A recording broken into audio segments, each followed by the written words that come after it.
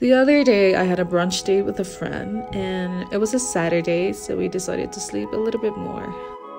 Big mistake. I woke up like an hour before I had to meet my friend, so I had to shower quickly, choose an outfit, and because it was a nice place that we were going to, I kind of had to make myself look presentable, which usually I love, you know, the dressing up and the getting ready, but when you have an hour to do that, yeah, not so much. When I started doing my makeup, I started to think like, why do I have to do my makeup? What if I don't do my makeup? At the end of the day, why is anyone doing their makeup? Like, wouldn't we save much more time not doing it? And that's when it hit me. Why are we doing our makeup? When did we start doing our makeup?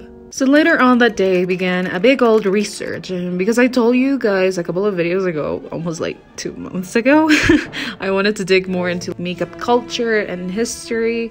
So yeah, I finally did it. Also, the other day, I went and did my usual salon reviews for you guys. But yeah, I just really wanted to show you this makeup. So just sit down, grab a snack, and without any further ado, let's just get into the makeup. History this time. So the million-dollar question, why did we start wearing makeup? When did we start wearing makeup? Well, nowadays, we use it because I just think it looks pretty. Or well, that's why I do it. It's just like creative and fun.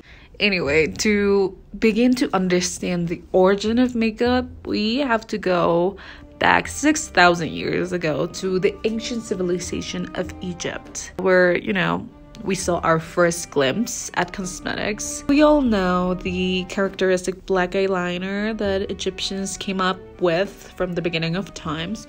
Well, that appeared on men and women as early as 4000 BCE. So, whoever says that men wearing makeup in 2022 is against nature or makeup is meant for women, honey, your mindset is even more setback than the people back in 4000 BCE. So, I'll do a little self-check for that. Back then, what we know now as black eyeliner was called gouache. I hope I'm pronouncing that right. And it's still called that because in some countries you still use it. Gouache is a black powdery substance made out of galena, an ore that is the source of the mineral lead that can be found near the Nile River at the city of Aswan. You guys, you don't even know how bad I want to go to Egypt. Like, along with El Malachito or malachite, I don't really know what pronunciation to go for today. El Malachito was an eyeshadow that was made out of like copper ore that would usually be mixed with animal fat or vegetable oil, so it would stick better to the skin. And rouge, made out of red ochre and sometimes also used as a sort of lipstick, were the first cosmetic products back in the day. You know the cat eye trend that Bella brought in 2021? I don't know how to break down this to you, but she kind of took that idea from the Egyptians. Because back then, the cat eye was like the norm. Back then, people wore makeup with a purpose. Not like us nowadays that we wear it so we look like whoever we follow on Instagram. Which I guess is not a bad thing. Like, sometimes I see people on Instagram and I really like their makeup and I try it out because I just think they look cool and I want to look cool. Gouache was believed to repel flies and ward off infections, among other things. And they also offered protection against evil. You know, eyes without makeup were thought to be vulnerable to that evil eye. Whoever was like giving you the eye, you just would put makeup on and, you know, the bitch would leave. Makeup also served as a marker of wealth, believed to appeal to the gods. Again, I guess things haven't really changed that much after all. You see someone with a Valentino Beauty Co. Clutch limited edition powder and lipstick set that sells for 176 pounds, that equals to $215. You definitely know they're doing better than someone who owns like a NYX palette for $12.99. Back then, just like today, people were judgy and people were looking at other people's things. Because the most obvious way to differentiate the upper class from the poor was to look at their applicators and storage. While everyone had access to the products used to decorate the skin, Poorer people relied on clay and pots, but those with money had like ivory containers and applicators that were just beautifully carved and bejeweled. Like, these people were so extra, and honestly, kind of living for it. Like, I bet if I lived back in ancient Egyptian days, I would save so much just to like buy this kind of things. Makeup or cosmetics became more of a symbol of sophistication and importance rather than just a beauty item. I guess there were more important things you could spend your savings on rather than makeup, you know. Everyone was trying to survive, but I don't care, okay? Just like in 2022, Egyptians also had their beauty and makeup icons. One of them, and probably the only one that has ever impacted the beauty industry like in that magnitude, was Miss Cleopatra. Cleopatra wore a unique red lipstick created from crushed beetles for her perfect shade of red. Like, this girl, like, she wasn't like other girls, okay? She got a specific kind of red. This red wasn't like other reds, okay? This was Cleopatra red.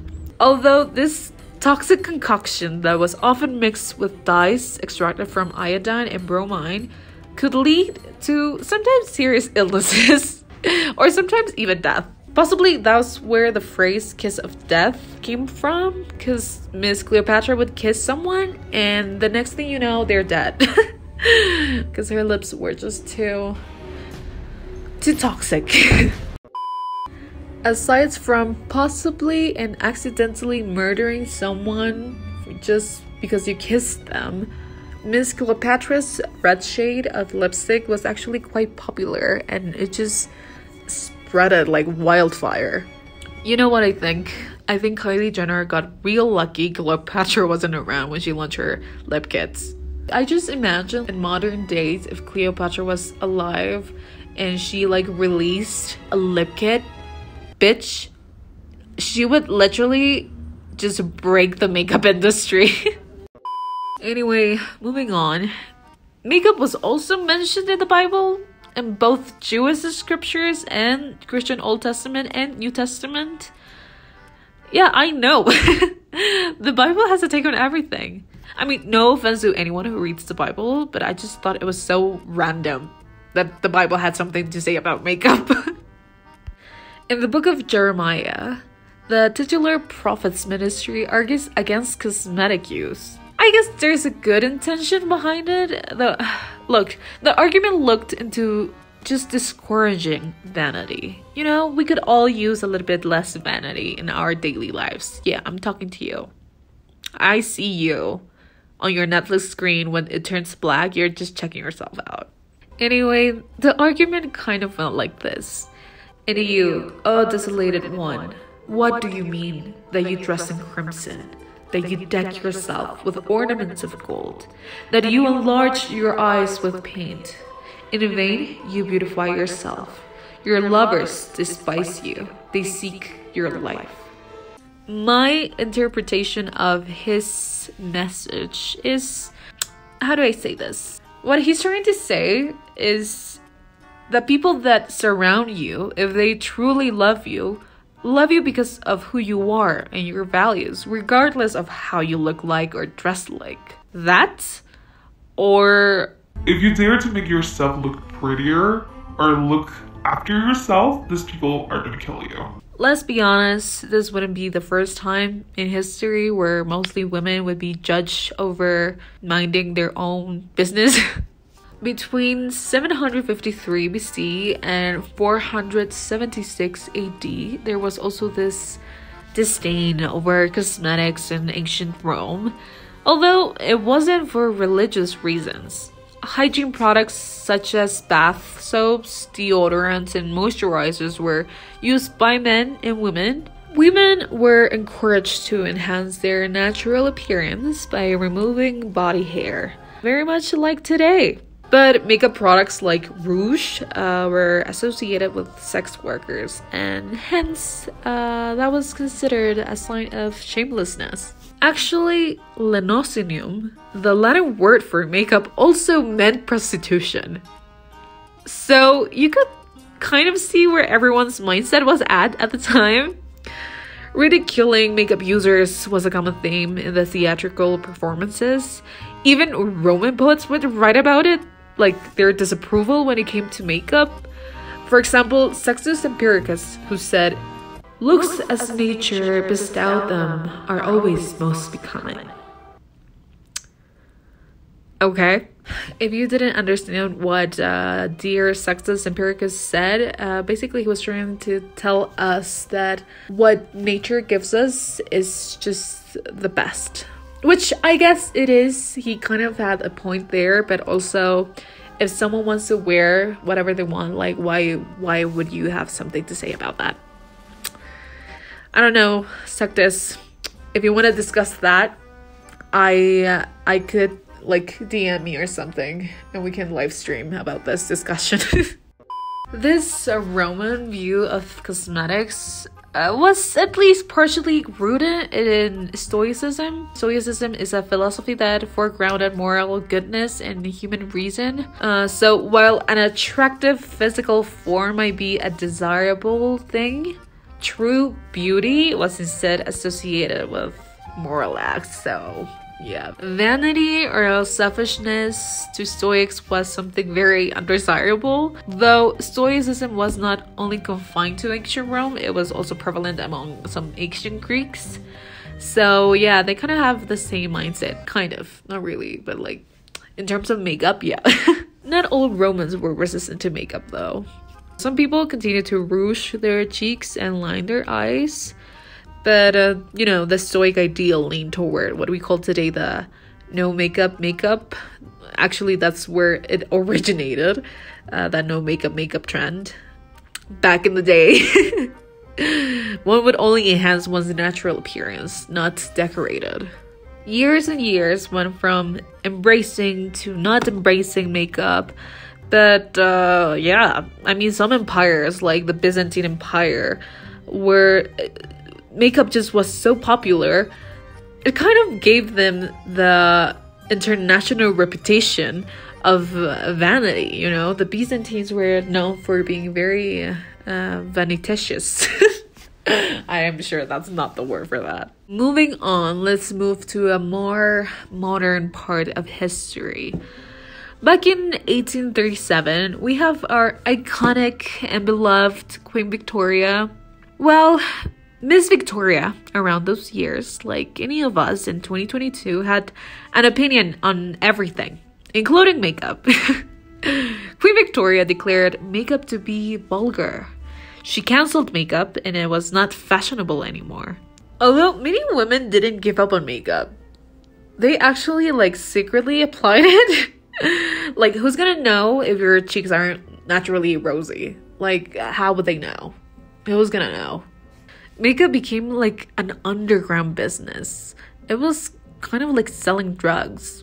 Well, not really, but I like to think it was like that, you know, people sneaking in lipsticks. I mean, in some countries that's still real, like, but for different reasons, not because makeup is cancelled. In North Korea, for example, I want to make an episode on North Korea and makeup because I saw a documentary and bitches, damn.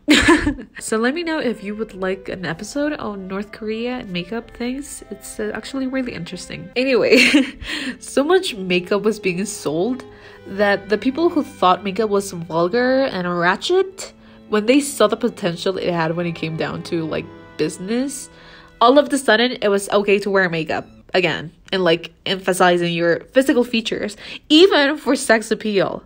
It was no longer considered selfish or immoral. In fact, it was advertised to women to take the opposite view. Cosmetics were a necessity. Let's just bear in mind that was like 200 years ago, which I personally think in the world's history, that's not that much time. I'm just taking a step back and thinking, oh my god, the beauty industry is so big. Like, even just 200 years passed by, but it's just so much bigger and like there's so much more money and more people involved. It's kind of crazy. So the question remains, why do we wear makeup? Like, on a personal level, ask yourself, why do you wear makeup? Or why did you start wearing makeup? Personally, I have two answers. I have a nice one and a not so nice one. I'll start with the not so nice one. I think we wear makeup because it's a business. It's just shoved into our faces that we need these things. I see so many people with makeup brands, their own makeup brands, and they sell millions a year. But the only reason why they're selling them is because, you know, it's their name on the box or on the palette. And many times these people don't even care about what they're coming out with. They're just, you know, they just want the money that it gives. I'm not saying there are some people that actually care what their makeup brands are selling, but I'm just saying sometimes it feels like, you know, people are just doing it for the money. Now, my nice and genuine answer is we all wear makeup for different reasons. Some people wear it for beliefs, self-expression, and others for art and fun. And I think that is what's cool about makeup. And yeah, that was the brief summary of history of makeup that no one asked for. I guess I see you next time with a brand new video.